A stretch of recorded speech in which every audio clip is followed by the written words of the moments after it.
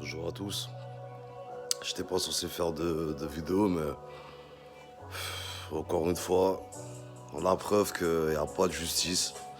Selon que tu sois un prolo de banlieue, Renoir de surcroît, et que tu sois une nantie dont le père était un ancien haut placé dans la magistrature de Paris, tu peux faire ce que tu veux. Alors que ça n'a pas de sens, qu'il y a il y a plein d'irrégularités pardon, dans le dossier. Enfin, c'est abusé pour ceux qui connaissent un peu Marvel et chez Voldemort. euh, Vous savez très bien qu'il a pour la plupart du temps répondu.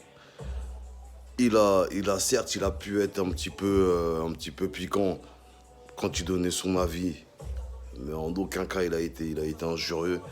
En aucun cas il a été injurieux, en aucun cas il a dit à sa communauté comment dire, d'harceler les plaignants qui sont face à lui. Il l'a jamais dit. Par contre, il y a des audios où tu entends que l'une des plaignantes qui dessine, euh, qui dessine, l'une des plaignantes, tu l'entends vraiment dire à sa communauté d'aller, d'aller faire des raids pour signaler, faire sauter l'Instagram de Marvel, tu vois, et qui est Abanou. Bah, je vais plutôt dire le prénom du frère. Si tu vois cette vidéo, j'espère que ça te dérange pas. Force à toi. Donc ouais, Abanou, il s'est toujours défendu. Il a pu être un petit peu caustique, mais c'est son droit. Euh, L'une des plaignantes, dont le père est un ancien haut gradé ou encore haut placé de la magistrature de Paris, s'est fait filmer. Tu vois tu vois dans la vidéo, elle sourit à Marvel, ils échangent. Marvel justement, quand tu sais maintenant le fond de l'affaire, lui a dit, je pense la phrase qu'il l'a fait vraiment prendre la décision de porter plainte. Après, pour moi là, c'est une hypothèse, hein. C'est quand il a dit qu'en fait quelqu'un l'avait appelé, l'avait prévenu qu'on voulait lui faire du sale, qu'on voulait l'agresser physiquement et que ça venait d'une des plaignantes dont le père est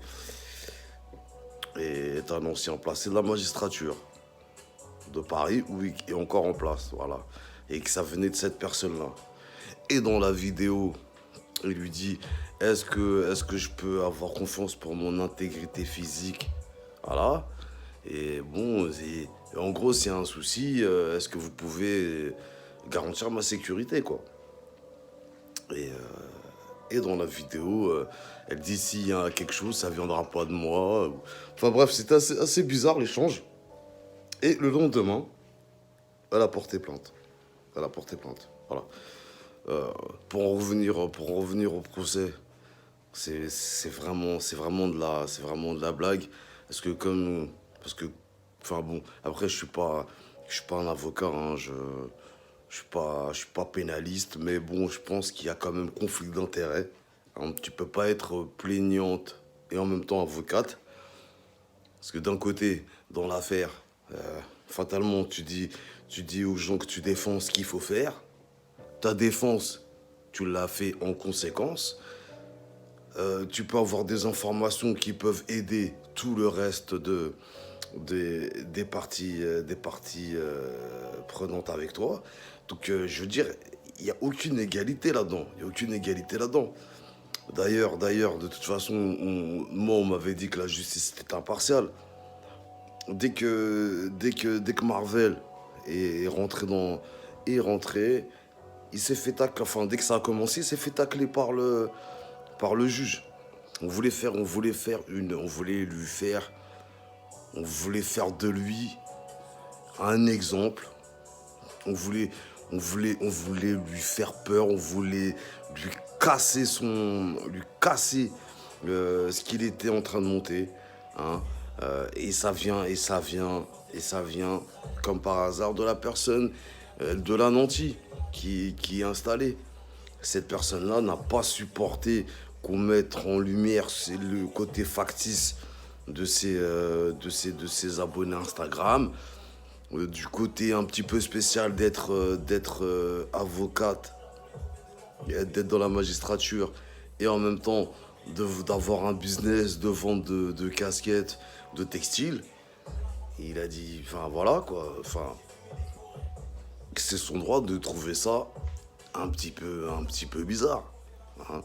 Je veux dire, t'es dans la magistrature, quel est l'intérêt d'avoir un Instagram et de vendre du textile? Après, chacun son business, c'est son droit, voilà. Mais lui, en même temps, il a le droit de le dire.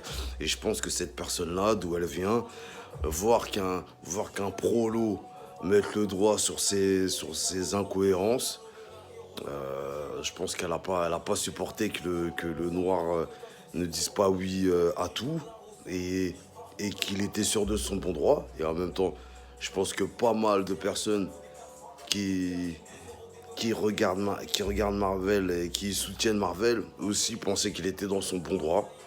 Vu qu'on avait on avait tout le, comment dire, on avait toute la chronologie de cette histoire. On pensait qu'il était dans son bon droit. Bah, c'est pas le cas. C'est pas le cas. On en revient toujours à la même chose. Peut-être que le fait d'être noir est un facteur aggravant, mais je pense en vérité que c'est surtout la lutte des classes, le combat de Nanty contre un prolo. D'ailleurs, il a même dit dans une de ses vidéos que quand il a dit le nom de la plaignante, les autres avocats, ils voulaient pas se mouiller. Donc, qu'est-ce que ça veut dire? Après, on va être encore dans le complotisme primaire, oui, patati patata, mais c'est la réalité. Ton avocat, tu payes pas. Il y a un avocat, tu payes son réseau. Et ça, et ça, que ce soit procureur, juge, un tel truc, machin, c'est comme ça que ça se passe. On va pas nous la faire non plus. On va même pas partir dans le délire franc-maçonnerie, quoi que ce soit. Même pas.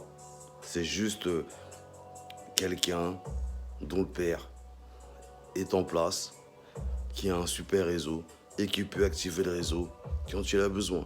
Et c'est ce qu'on a vu. De toute façon, à partir du moment où cette histoire, elle est allée à la télé, qu'il y a eu les journaux, ça sentait mauvais, ça sentait mauvais.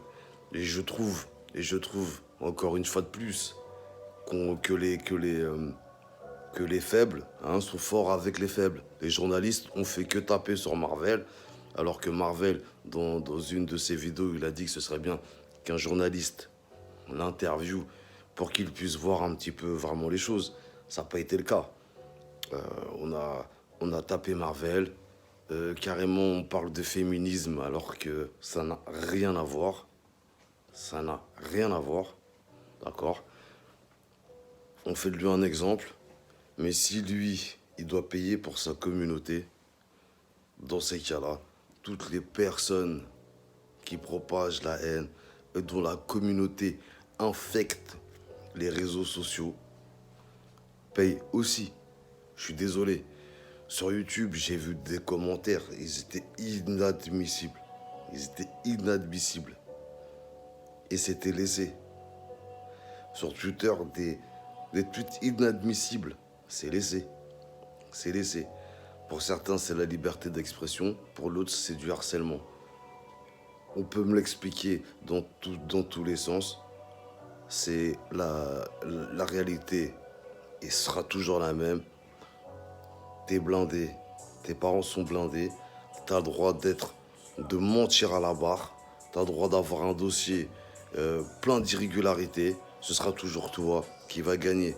C'est tout. Donc j'espère que maintenant, après encore avoir vu une énième fois que eux ils se serrent les coudes pendant que nous on se déchire pour des broutilles, continuer à nous mettre la tête sous l'eau. Enfin bon bref, voilà ce que j'avais à dire. Si vous voulez avoir la chronologie des faits, la vidéo de Théodore elle est super bien. Comment dire, force à toi Marvel. Si tu vois cette vidéo, force à toi. J'ai vu qu'il y avait une pétition qui avait été faite pour toi. J'espère qu'il y aura une cagnotte, j'espère que ça va t'aider. Et sinon aussi, j'espère que les personnes qui le défendent le font sincèrement et pas pour le buzz, hein. Ce serait moche. Enfin bref. Après, voilà, je vais pas présumer, je ne sais pas. Si vous voulez l'aider, n'allez pas insulter les plaignantes. Vous allez plus desservir la cause. Le mieux, c'est qu'ils ont essayé de le détruire financièrement et ils ont eu des préjudices. Le mieux à faire, c'est d'être malin comme eux. Juste diffuser la vérité. Diffuser